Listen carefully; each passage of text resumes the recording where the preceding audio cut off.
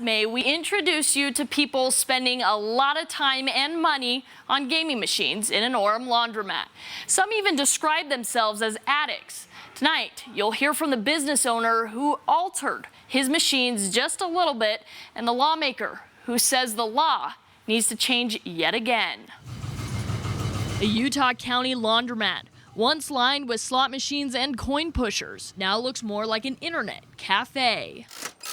I elected to pull the machines out of here because they're not right. The owner, Marty Robbins, may have removed the machines. We have this form. We take a picture of your ID, and this is basically you agreeing to our rules that are on the wall.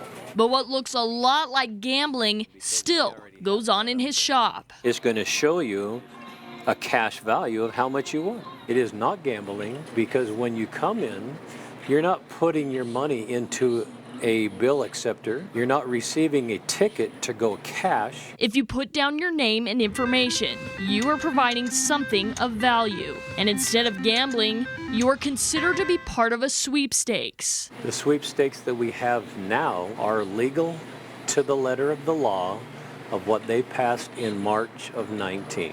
A legal loophole Senator Todd Weiler says he did not anticipate as he co-sponsored the bill.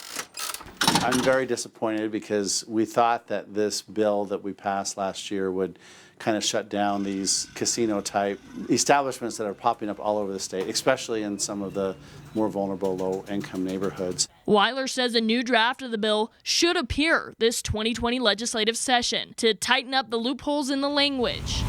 Not out of a desire to take the fun out of gambling for some people, but to hopefully prevent harm to those hooked on the games found anywhere from laundromats to gas stations. Normally when you go into a convenience store, people grab their Gatorade or their beer or whatever and they're out of there. And I have actually heard from some neighbors, you know, they're like, there's people there at 2 o'clock in the morning just lined up. You know, it's kind of a loitering issue. Some people are concerned about their safety. It's just the addiction that drives you here. Some of the people I spoke with back in May said they're not just putting pocket change into Robbins machines.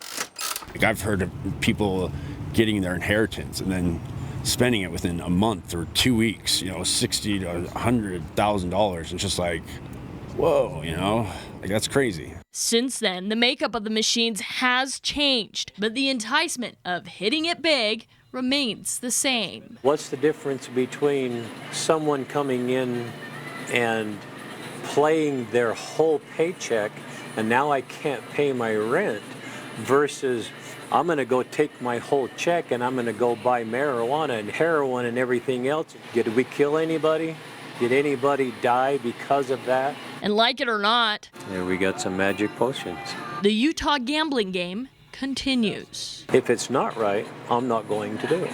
Orem police say there is an ongoing investigation on Robbins laundromat and say they are waiting for the decision on a lawsuit against a gambling vending company before taking any action.